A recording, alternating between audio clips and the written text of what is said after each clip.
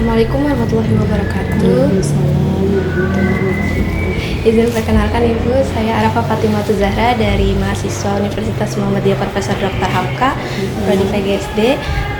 Sebelumnya izin bertanya dengan Ibu siapa? Ibu Hayati. Ibu Hayati. Baik Ibu, selanjutnya saya akan menanyakan beberapa pertanyaan. Mungkin terkait dari ketenaga pendidikan Ibu. Ya, Apa saja sih Ibu kriteria penilaian kinerja tenaga pendidik di sekolah ini? kriteria tenaga pendidik di sini. Jadi di sini ada beberapa tenaga pendidik ya.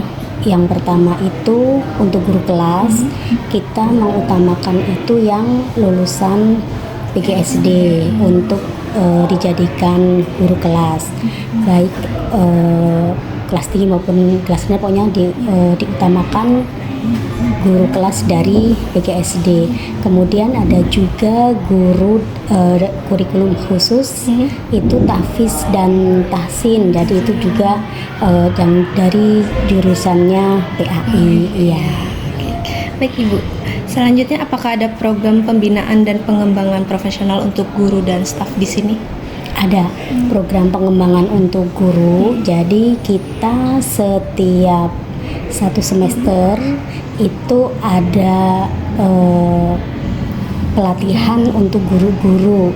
Semester 1 kemarin udah dilaksanakan, nanti semester 2-nya juga ada. Nah, untuk kurikulum khasnya itu pembinaannya itu setiap hari Rabu. Jadi guru tahsin ada 2 sesi 1 dan sesi 2 itu setiap hari Rabu khusus untuk tahfiz dan tahsin. Iya. Baik Ibu. Selanjutnya apakah ada proses orientasi untuk guru baru agar mereka bisa beradaptasi dengan baik di sekolah ini? Untuk guru baru itu nanti pembekalan ya, itu sekalian ketika ada kegiatan rapat-rapat koordinasi itu di situ, sekalian di situ pembinaannya. Jadi sekalian di situ ya. Baik Ibu, selanjutnya untuk mungkin ada pertanyaan terkait sarana dan prasarana Ibu. Iya. Apakah ada program pemeliharaan berkala untuk fasilitas di sekolah? Alhamdulillah ada, program berkalanya ada. Terus ketika ada keluhan-keluhan itu juga langsung disampaikan ke tim sarprasnya dan langsung dilihat kondisinya diperbaiki. Ada. Berarti ada ya Bu ya? Iya. Kemudian bagaimana sekolah ini menangani keterbatasan sarana dan prasarana dalam menunjang pelajaran? Secara umum sih alhamdulillah kami sudah merasa cukup gitu ya dengan sarana dan prasarana yang ada, karena setiap kelas itu sudah ada infokus dan udah sebagainya. Alhamdulillah. Berarti ya sudah tercukupi ya Bu ya. Iya. Selanjutnya bagaimana kebijakan sekolah terhadap penggunaan teknologi dalam proses pembelajaran? Kita mengadakan kerjasama dengan Erlangga kayak kemarin Erklika. Jadi di Erklika itu ada video untuk pembelajaran, dan nanti kita mengadakan pelatihan juga gimana cara penggunaannya, dan kita pantau sudah sejauh mana penggunaan dari media tersebut. Selanjutnya untuk mengenai keuangan sekolah nih Ibu, bagaimana sih sekolah menyusun anggaran tahunannya? Yang membuat rencana anggaran itu sudah ada bendahara tersendiri, karena ini yayasan ya, jadi dari pihak yayasan yang menyusun anggaran. Oke, siap. Baik Ibu. Selanjutnya, apakah ada sumber pendanaan lain selain dari pemerintah misalnya, atau melalui kemitraan atau sponsor gitu? Hanya dari BOS dari pemerintah ya, sama SPP sih. Dari orang tua murid ya. Baik. Selanjutnya, apakah sekolah memberikan laporan keuangan rutin kepada pihak yang berkepentingan seperti orang tua atau komite sekolah? Ada sih, kita ada. Ada, berarti transparan ya Bu untuk keuangannya. Iya. Selanjutnya untuk mengenai supervisi Bu, apa saja aspek yang disupervisi oleh pengawas pendidikan di sekolah ini? Supervisi yang kami lakukan itu ada 2. Yang pertama supervisi administrasi guru, semua administrasi guru dicek. Kemudian juga kegiatan belajar mengajar. Jadi ada 2, supervisi administrasi dan pembelajaran. Iya. Baik Ibu, selanjutnya Bagaimana sekolah menindaklanjuti hasil supervisi yang telah dilakukan? Jika kita sudah melakukan supervisi, ada guru yang kurang, gurunya kita panggil, ibu tolong ini dilengkapi. Berarti Jadi, langsung ada timbal baliknya gitu ya, langsung Iya. dikoreksi. Iya. Baik Ibu. Kemudian apa saja sih Bu tantangan yang dihadapi dalam melakukan supervisi pendidikan di sekolah ini? Tantangannya sih gimana ya? Ini kadang ada guru yang kurang, administrasinya masih kurang, terus kadang kita bilangin Masih agak kurang juga. Jadi itu tantangannya ya Bu ya. Oke, baik Ibu. Untuk mungkin itu aja sih Bu pertanyaan dari saya, kurang lebihnya mohon maaf. Baik, sekian dari wawancara dari saya. Wassalamualaikum warahmatullahi wabarakatuh. Waalaikumsalam warahmatullahi wabarakatuh. Baik, sekarang saya mau wawancarai Bapak siapa Pak? Tarmuzi. Iya. Bapak mengajar kelas berapa Pak? Saya mengajar kelas 6. Iya. Baik, saya akan bertanya mengenai manajemen peserta didik ya Pak. Bagaimana proses identifikasi dan pemetaan kebutuhan belajar siswa yang dilakukan di sekolah ini Pak? Biasanya kalau di kelas terutama ya, kelas itu biasanya kita ada sejenis bukan tes ya, kayak latihan, dan juga memang dari hasil latihan itu kita bisa tahu, biasa kan itu juga di awal-awal pembelajaran, karena kita harus tahu si anak ini kemampuannya sejauh apa, dan hasil dari situ kita bisa mengetahui anak mana, artinya pengelompokan siswa berdasarkan dengan kemampuan masing-masing gitu. Lalu selanjutnya, apakah sekolah memiliki sistem monitoring atau bimbingan khusus untuk siswa Pak? Kalau bimbingan khusus itu biasa kita serahkan ke masing-masing walas ya. Jadi tidak ada guru khusus atau BK ya gitu. Jadi agenda bimbingan konseling atau khusus itu semua dipusatkan kepada wali kelas. Selanjutnya, bagaimana sekolah mengelola masuknya peserta didik di sekolah ini Pak? PPDB. Kalau PPDB di sini memang kita ya biasa ada formulir dari pendaftaran. Setelah itu siswa bisa dikatakan menjadi siswa di sini kita melalui psikotes. Jadi kerjasama dengan psikolog, dari hasil psikotes itu kita bisa tahu si anak ini siap atau tidaknya. Jadi penentuan siswa itu berdasarkan psikolog, bukan kalistong gitu ya. Lalu selanjutnya, bagaimana cara sekolah menangani masalah kedisiplinan anak, Pak? Kalau kedisiplinan memang kita lagi-lagi kita dari kepala sekolah dan wakil itu instruksi kepada wali kelas untuk terus setiap harinya mengecek kerapihan dari seragam, kemudian kehadiran dan lain-lain itu dari walas. Jadi biasa dari kepala sekolah, wakil kepala sekolah instruksi untuk menjaga kebersihan. Nah itu nanti akan dikontrol langsung kepada walas gitu. Apakah ada program penilaian perkembangan karakter anak, Pak? Kalau eskul itu memang penilaiannya tidak scoring angka ya. Jadi kalau di eskul tetap ada, cuma penilaiannya itu yang tadi saya katakan tidak scoring, beda dengan penilaian harian gitu ya. Selanjutnya, bagaimana cara sekolah memastikan kurikulum secara relevan dengan IPTEK, Pak?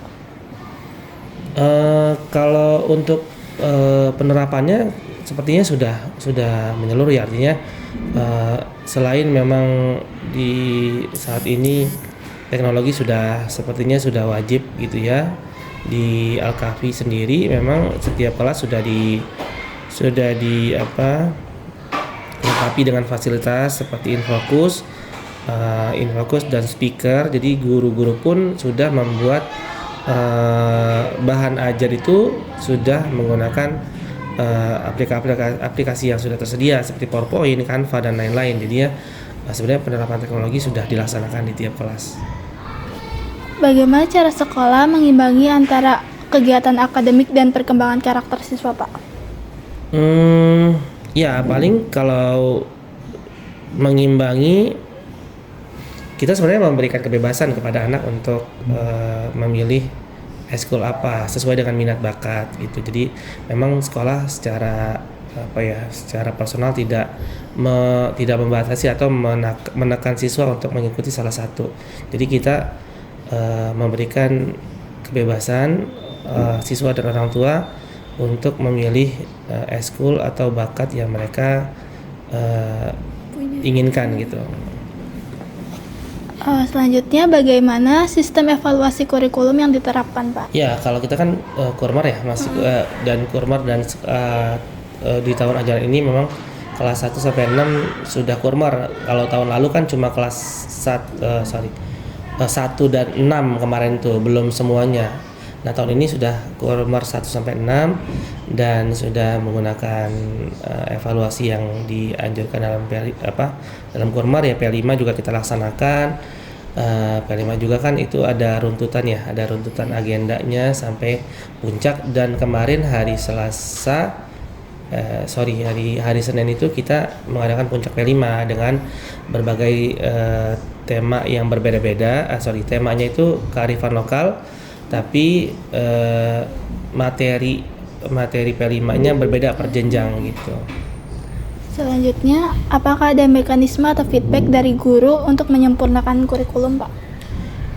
Kalau feedback sih beda-beda ya, karena memang kan kalau guru-guru tuh mungkin lebih karena kita kan ini baru semuanya terlaksana kurmar 1 sampai 6 ya. Jadi memang kalau yang tahun lalu mungkin ini tahun kedua, jadi punya pengalaman. Jadi yang sisanya ini memang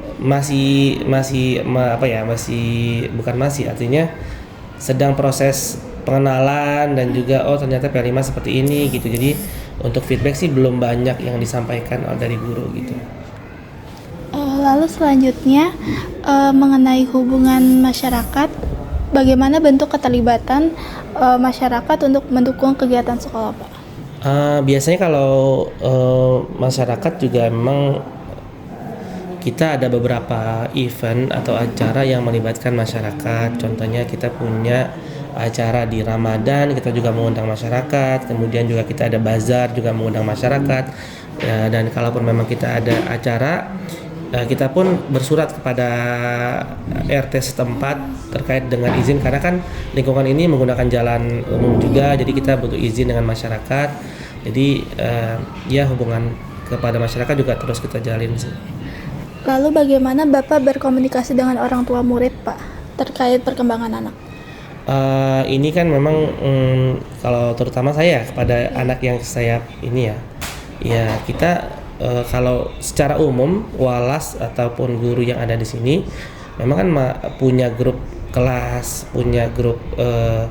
kelas, dan di situ ada orang tua, ada guru juga. Penugasan pun ketika ada tugas dari guru atau walas itu diberikan ke orang tua dengan kalimat dan info yang jelas. Ketika memang ada informasi terkait dengan personal anak nih, satu anak, kita langsung tidak di grup ya, itu kepada orang tua terkait menjelaskan bahwa si anaknya ada informasi apa nih yang secara khusus ingin disampaikan, ya kita sampaikan ke orang tua dengan cara yang baik. Lalu selanjutnya, menurut Bapak bagaimana kepala sekolah memotivasi terutama Bapak dalam mencapai target? Alhamdulillah sih kepala sekolah baik ya, artinya tidak dan kita juga, saya sebagai guru juga tahu betul tugas saya gitu. Jadi kepala sekolah itu memantau dan mengecek sebenarnya sih. Jadi ada perkumpulan saya bilang ya, ada agenda bertemu di tiap pekan atau bulan, ada rapat pekanan juga. Nah, di rapat pekanan itu kepala sekolah menyampaikan dan bertanya sejauh mana evaluasi juga terkait dengan agenda yang sudah dilaksanakan atau agenda yang akan dilaksanakan. Nah, biasanya di rapat itu kita, kepala sekolah dan guru-guru terlibat bermusyawarah terkait dengan evaluasi. Lalu selanjutnya, Bagaimana sekolah mengevaluasi keefektivitasan metode pembelajaran yang diterapkan? Kalau metode ya evaluasi ya. Kalau evaluasi biasanya kan kita memang kalau kepala sekolah mungkin ya. Kalau sebagai wali kelas biasanya kan memang dari hasil penilaian gitu ya, ada SAS atau dan lain-lain tuh kita bisa lihat kan siswa itu dari nilai gitu ya, dari nilai, walaupun memang nggak bisa dijadikan acuan utama penilaian harian itu, dijadikan bahwa si anak ini paham atau tidak. Tapi sejauh ini skor memang bisa kita jadikan salah satu sumber acuan bahwa materi yang disampaikan oleh Walas ini tercapai dari nilai begitu ya. Jadi kalaupun ada nilai yang skor yang memang di bawah KKM atau di bawah bahasa sekarang tuh di bawah KKTP ya. Jadi di bawah nilai harusnya siswa itu dapatkan skor sekian. Jika memang di kelas itu banyak yang di bawah nilai itu, ya ada evaluasi, dan biasanya kurikulum juga nanya, Bapak kenapa nilainya sekian, itu jadi evaluasi. Dan biasanya belum sampai ke Walas pun, sebelum sampai ke kepala sekolah dan kurikulum, Walas sudah bisa evaluasi, ternyata materi ini sulit atau materi ini belum bisa tersampaikan secara penuh gitu. Apakah guru diberikan kebebasan untuk menerapkan metode pembelajaran di kelas, Pak? Ya, selama ini kita sebenarnya kita bebaskan kepada guru, tapi ada batasan ya. Artinya guru ini biasanya kepala sekolah dan kurikulum itu menginfokan kepada guru untuk kreatif gitu ya, kreatif, tidak monoton, tidak tradisional, cara tradisional, artinya bukan tradisional atau tidak baik, tapi kita menerapkan bahwa si guru memang harus kreatif. Kalau anak sekarang kan lebih suka yang berwarna, lebih suka menggunakan video. Nah, guru dituntut juga untuk bisa kreatif dalam hal pemberian materi gitu. Salah satunya menggunakan Canva itu ya, Betul, Pak? Canva dan video pembelajaran kan juga sangat dibutuhkan. Kalau Canva tampilannya semakin menarik gitu, bukan hanya buku difoto terus dipajang di Infocus, itu kan kurang menarik gitu. Jadi siswa juga butuh inovasi. Jadi kalau inovasinya bagus, siswa juga jadi lebih semangat belajarnya. Kalau kuisis sudah pernah nyoba, Pak? Kuisis, karena kuisis itu kan butuh gadget juga ya. Jadi karena di sini tidak mengizinkan anak membawa gadget, jadi kuisis itu tidak kita gunakan. Tapi ada juga yang kita pakainya saya lupa. Word wall. Nah itu siswa kan nggak pakai HP ya, cuma mereka paling gurunya menggunakan Infocus dan laptop, jadi siswa bisa menggunakan laptop gurunya gitu. Selanjutnya, bagaimana sekolah menangani perbedaan tingkat kemampuan belajar anak, Pak? Ya, untuk perbedaan kemampuan pasti ada ya, di kelas tuh pasti terjadi gitu. Tapi memang ini bukan jadi bahan banding-bandingkan gitu ya, tapi sebagai bahan renungan guru. Ternyata yang kemampuannya mungkin belum maksimal, guru bisa menambahkan supaya bisa sama lah minimal gitu ya dengan yang lainnya. Jadi perbedaan kemampuan itu tidak bisa kita hindari, tapi guru gimana caranya supaya yang ketinggalan ini bisa kita kejar dengan menambahkan waktu di luar dari jam biasanya. Artinya saat istirahat ada tambahan, atau setelah pulang sekolah itu biasanya terutama di kelas rendah itu ada tambahan gitu. Lalu selanjutnya, apakah ada program bimbingan belajar tambahan yang siswa butuhkan, Pak? Gimana? Apakah ada program bimbingan tambahan yang diberikan untuk siswa yang membutuhkan? Yang tadi yang saya sampaikan ya biasanya di kelas rendah itu, terutama kelas 1 kan masih ada yang belum bisa calistung ya. Jadi biasanya setelah pulang sekolah ada waktu 5-10 menit itu ada membaca dari Walasnya, mengajarkan baca si siswa. Nggak sampai mungkin 5-10 menit setelah itu pulang sekolah, dan itu dilaksanakan biasanya sepekan 3 kali. Berarti kayak literasi gitu ya, Pak? Iya, literasi, tapi personal antara guru dan siswa, tidak berjamaah gitu ya, tidak bareng-bareng. Jadi siswa baca depan gurunya, belajar baca gitu, kayak gitu.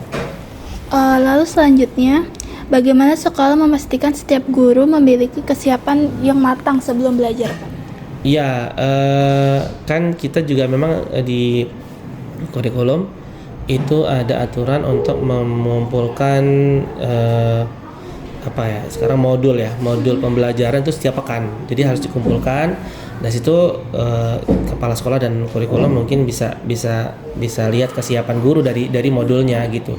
Jadi kalau misalkan ada guru yang tidak mengumpulkan modul di pekan ini, ya kemungkinan besar tidak siap untuk melaksanakan pembelajaran di hari tersebut. Jadi memang wajib di tiap Jumat itu, setiap pekan tiap Jumat itu mengumpulkan modul pembelajaran untuk pekan berikutnya gitu. Baik Pak, mungkin cukup yang saya tanyakan. Kurang lebihnya mohon maaf. Sebelumnya saya berbicara dengan Ibu siapa? Dengan Ibu Alif dari guru kelas 3.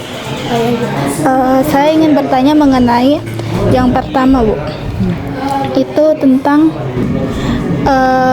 manajemen tenaga kerja pendidikan.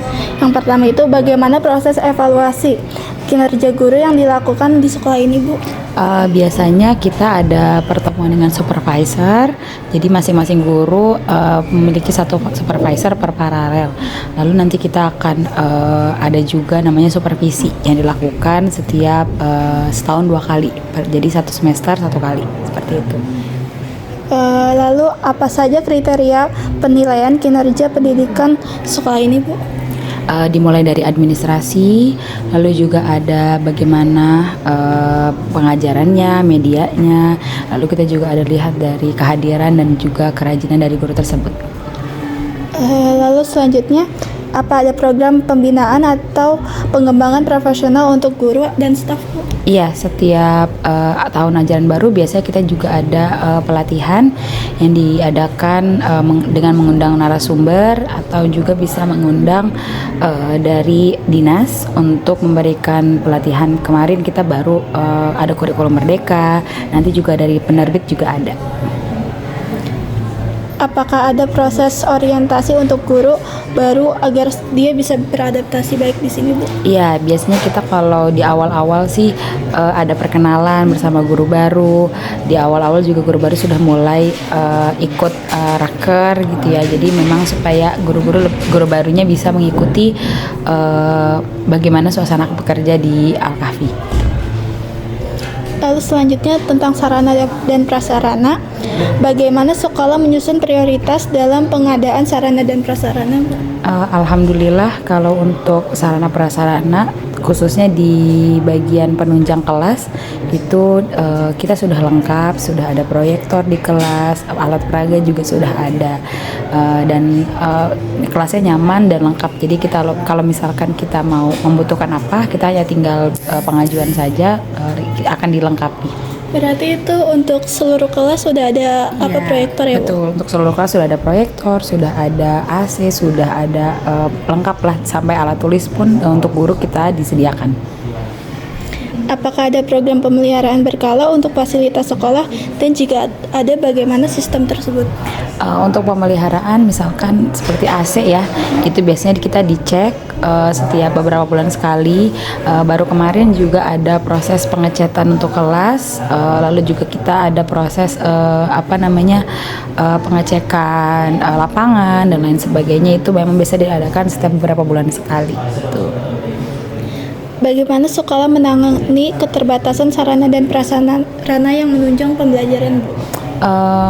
Kalau misalkan itu tadi ya, misalkan kita ada membutuhkan sesuatu yang belum kita punya, itu biasanya nanti kita pengajuan ke sekolahnya terlebih dahulu, nanti dilihat apa kebutuhannya dan urgensinya apa, baru nanti akan disalurkan atau direncanakan gitu ya. Bagaimana kebijakan sekolah terhadap penggunaan teknologi dalam proses pembelajaran, Bu? Alhamdulillah di sekolah ini kita sangat mendukung pembelajaran yang inovatif ya. Jadi memang penggunaan proyektor itu dimaksimalkan, penggunaan teknologi dan lain sebagainya itu memang diharuskan. Jadi kita sebisa mungkin sudah mengikuti perkembangan zaman. Apalagi sekarang udah proyek ya, Bu? Iya betul, sistemnya proyek. Jadi memang kita sangat didorong untuk melakukan pembelajaran yang inovatif seperti itu. Apakah ada rencana sekolah untuk memperluas atau memperbarui sarana prasarana itu? Iya, alhamdulillah untuk sarana dan prasarana saat ini kita sedang berfokus untuk membangun gedung baru, yaitu masjid. Saat ini sedang direncanakan, insya Allah setahun lah ya kita akan selesaikan. Lalu selanjutnya, apa saja aspek yang disupervisi oleh pengawas pendidikan di sekolah ini, Bu? Pengawas pendidikan yang aspeknya banyak ya, misalkan seperti dari administrasi, kelengkapan, modul, lalu CP, TP dan lain sebagainya. Kadang juga dilihat dari bagian manajemen keuangannya juga dari pengawas pendidikan, dari media-media yang digunakan oleh guru juga sering dicek sama pengawas. Berarti guru sering ke kelas buat supervisi? Iya, kapsik ya? iya betul. Baru banget kemarin kita mengadakan supervisi. Apakah ada sistem monitoring khusus untuk mengevaluasi proses belajar, Bu? Iya, biasanya nanti kita setelah supervisi itu nanti akan kita berikan saran dan masukan bagian mana yang perlu dikembangkan dan bagian mana yang perlu dipertahankan seperti itu. Bagaimana sekolah menindaklanjuti hasil supervisi yang telah dilakukan, Bu? Kalau misalkan nanti ada guru-guru tertentu yang membutuhkan, misalkan ada yang ternyata butuh pengembangan di bidang cara mengajarnya, itu nanti pasti akan kita berikan pelatihan, diadakan lagi perkembangan guru juga seperti itu. Apakah ada tantangan yang dihadapi dalam supervisi pendidikan ini, Bu? Tantangannya mungkin kita dituntut untuk selalu kreatif ya dalam media pembelajarannya. Selain itu kita juga harus selalu disiplin dalam administrasinya sih, paling itu kalau untuk dari guru sih. Lalu untuk manajemen peserta didik ya, Bu, bagaimana proses identifikasi dan pemetaan kebutuhan belajar siswa yang dilakukan di sekolah ini, Bu? Kalau di tahun ajaran baru itu biasanya kita ada yang namanya asesmen, itu dilakukan oleh psikolog untuk menentukan mana anak tingkat kecerdasan anaknya dan lain sebagainya.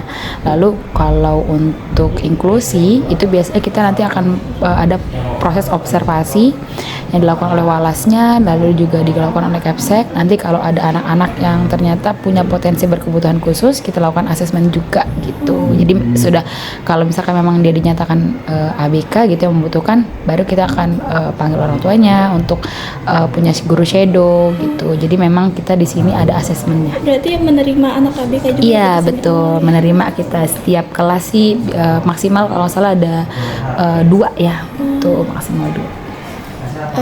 Apakah di sekolah ini bagaimana sekolah mengelola masuknya peserta didik dalam sekolah ini, Bu?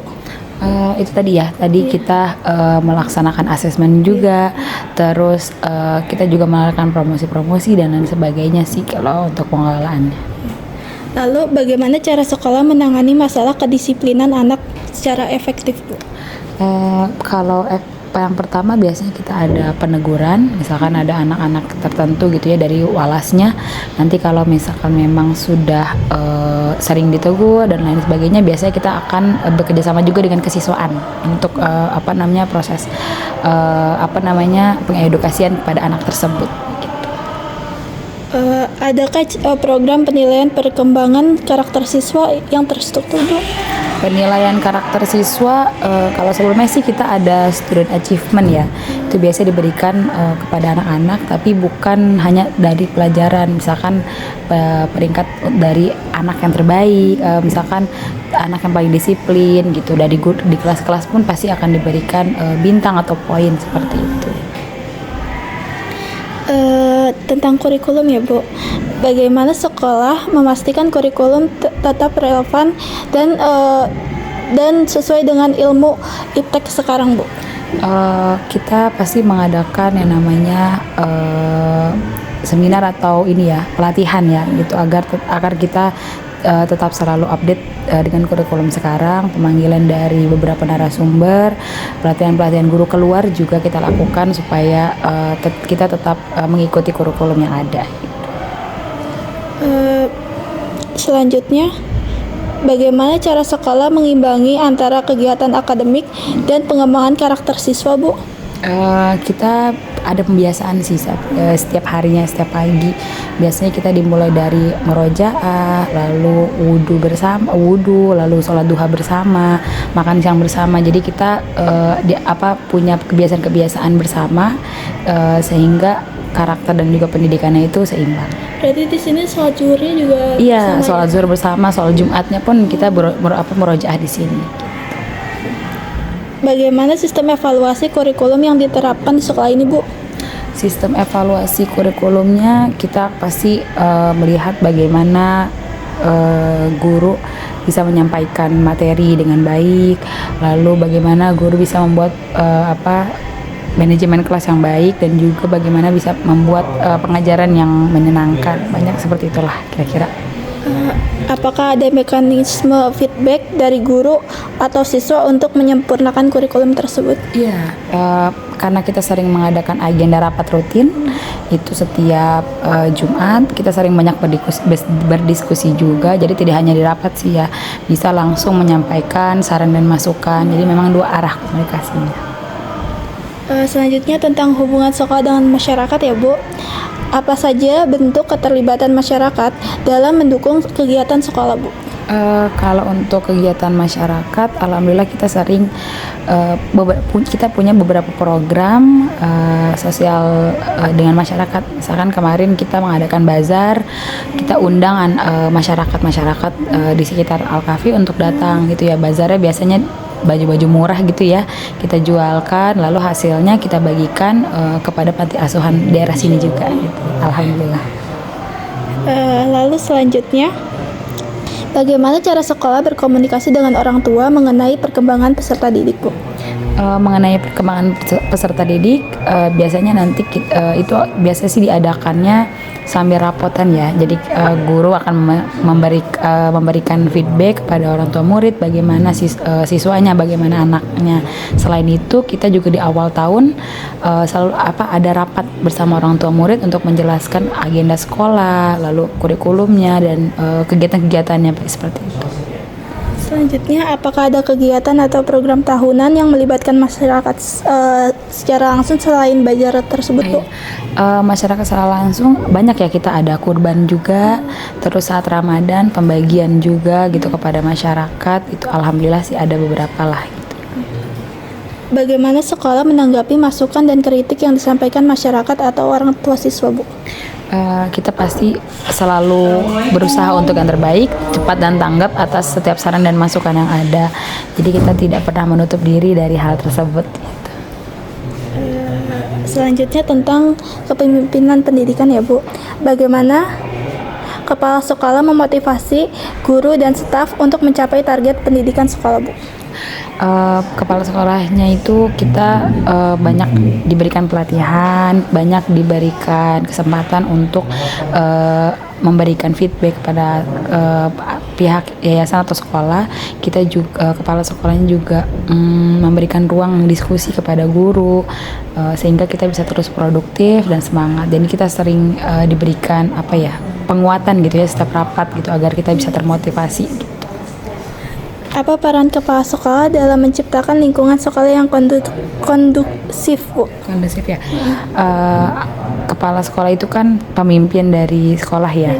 Jadi memang sebisa mungkin kepala sekolah itu selalu sigap atas setiap masalah. Jadi bisa menjembatani antara guru dengan yayasan dan juga menjembatani antara guru dengan orang tua murid gitu. Bagaimana peran kepala sekolah mengatasi konflik atau perbedaan yang terdapat di sekolah, Bu? Nah, karena kepala sekolah itu sebagai jembatan gitu ya antara guru dengan orang tua murid ataupun guru dengan yayasan. Jadi kepala sekolah itu berusaha untuk terus bersikap netral dan mendengarkan setiap masukan-masukan yang ada gitu, mendengarkan dari berbagai pihak gitu. Selanjutnya, bagaimana cara kepala sekolah mengarahkan staf atau guru untuk mencapai visi dan misi sekolah, Bu? contohnya misalkan seperti kedisiplinan ya, pasti itu kita akan selalu mengingatkan kepada guru-guru, lalu memberikan masukan, lalu ada juga agenda pertemuan dengan guru dan juga agenda pertemuan dengan para supervisor untuk supaya lebih terarah gitu ya kegiatan-kegiatannya maupun pembelajarannya, seperti itu, evaluasi gitu. Apakah kepala sekolah melibatkan guru dalam pengambilan keputusan dan kebijakan sekolah? Iya, kepala sekolahnya alhamdulillah melibatkan setiap kebijakan yang ada gitu ya, tentunya di beberapa bagian ya, karena pasti tidak semuanya gitu. Misalkan kita ada acara, itu pasti diajak rapat, agenda gitu ya guru-guru, lalu kita membuka ruang diskusi bagaimana sarannya gitu, jadi kita bisa enak untuk memberikan saran dan masukan gitu. Lalu selanjutnya, bagaimana sekolah mengevaluasi keefektivitasan metode belajar yang diterapkan, Bu? Keefektivitasan metode belajar itu biasanya dilihat dari hasil supervisi juga ya. Biasanya supervisor itu akan memberikan menjabarkan gitu ya hasil supervisinya, lalu nanti kepala sekolah akan memberikan feedback balik supaya nanti supervisornya bisa memberikan arahan kepada guru-guru gitu.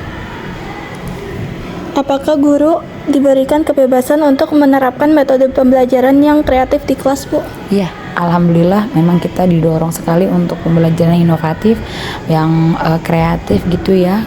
Sempat juga kita diminta untuk selalu kayak konsultasi gitu ya dengan media pembelajaran yang mau kita pakai seperti apa gitu. Bagaimana sekolah menangani perbedaan tingkat kemampuan belajar anak, Bu? Tentunya kita tidak bisa memaksakan tingkat kemampuan anak gitu ya. Kita kalau misalkan contohnya yang ABK ya, pasti kan dia akan berbeda dengan murid-murid yang biasa. Biasanya kalau yang ABK kita minta kepala sekolah itu meminta soalnya dibuat beda dengan anak-anak yang biasa gitu ya, karena kita menyesuaikan kemampuan anak itu sendiri. Selanjutnya, apakah ada program pembimbing belajar tambahan untuk siswa yang dibutuhkan? Iya, pasti ada program itu ya. Contohnya sih di kelas 1 tuh setahu saya, kalau ada anak yang belum bisa membaca, itu biasanya ada program tambahan dengan gurunya gitu. Pasti ada sih biasanya sepulang sekolah gitu. Lalu yang terakhir, Bu, bagaimana sekolah memastikan setiap guru memiliki persiapan yang matang sebelum mengajar, Bu? Sebelum mengajar pasti kita sebelum awal tahun ajaran baru itu pasti kita diminta untuk mengumpulkan administrasi. Dari situ dari modul pun setiap minggunya kita dikumpulin untuk melihat modulnya mau hari ini apa, terus media yang digunakan apa. Jadi seperti dari modul-modul dan administrasinya. Baik, Bu, sudah selesai pertanyaan dari yang saya sampaikan.